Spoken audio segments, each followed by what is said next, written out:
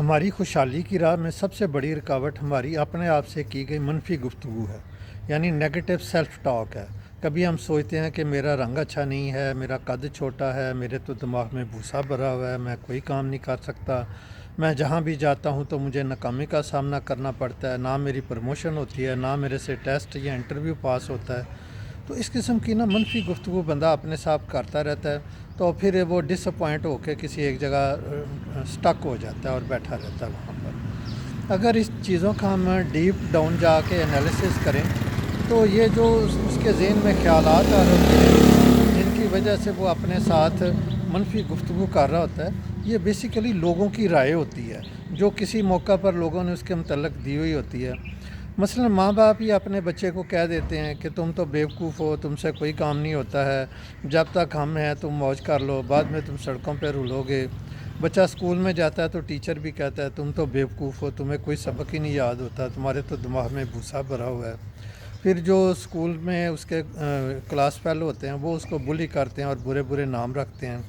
اس طرح وہ کسی کام پر اگر جاب شروع کر دیتا ہے تو وہاں پر بھی اس کو بہت زیادہ تنقید کا سامنا کرنا پڑتا ہے۔ تو یہ جو چیزیں ہوتی ہیں یہ اس کے ذہن میں بیٹھ جاتی ہیں، تو وہ بندہ یہ سمجھتا ہے کہ میں ہوں ہی ایسا ہوں۔ حالانکہ اگر دیکھا جائے تو یہ لوگوں کی رائے ہے جو لوگوں نے مختلف اوقات میں اپنی کم علمی کی وجہ سے یا جہالت کی وجہ سے یا کچھ باعث کی وجہ سے اس کو دی ہوئی ہوتی ہے۔ تو اگر بندہ یہ ان چیزوں کو یہ انالیسس کرے کہ یہ لوگوں کی رائے ہے، یہ حقیقت نہیں ہے، اور میں اس کو حقیقت سمجھے بیٹھا ہوں اور اس کو میں اپنا اوڑھنا بچھونا بنائے بیٹھا ہوں، تو اس کو جدا جدا کرنا چاہیے۔ اپنی حقیقت کچھ اور چیز ہے اور یہ لوگوں کی رائے کچھ اور چیز ہے۔ لوگوں کی رائے کا اسی طرح ہی ہے کہ بندہ نے اسلام آباد جانا تھا، وہ اچھا بھلا موٹر وے پہ جا رہا تھا، لیکن رستے میں لوگوں نے کہہ سن کے اس کو جو رخ تھا وہ فیصل آباد کی طرف کر دیا۔ تو اب وہ اسلام آباد تو کبھی نہیں پہنچے گا۔ جو اس فیصل آباد کے رستے پہ چڑھ گیا تو وہ اسی کو ہی صحیح سمجھ رہا ہے کہ بس یہی ٹھیک ہے، میں اسی قابل ہوں، اسی لائق ہوں، حالانکہ ایسی کوئی بات نہیں ہے۔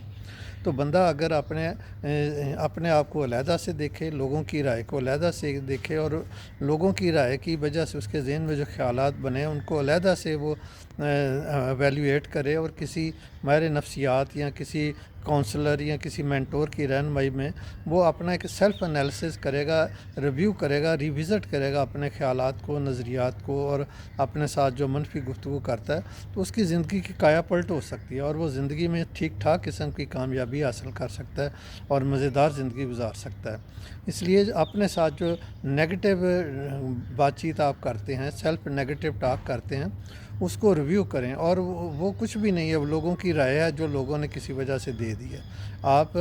حقیقت میں ایک شاندار انسان ہیں، کیونکہ اللہ نے آپ کو بہترین تخلیق کے طور پر بنایا ہے اور بہترین صلاحیتیں دے کر اس دنیا میں آپ کو بھیجا ہے۔ اس لیے کامیابی اور خوشحالی آپ کا مقدر ہے۔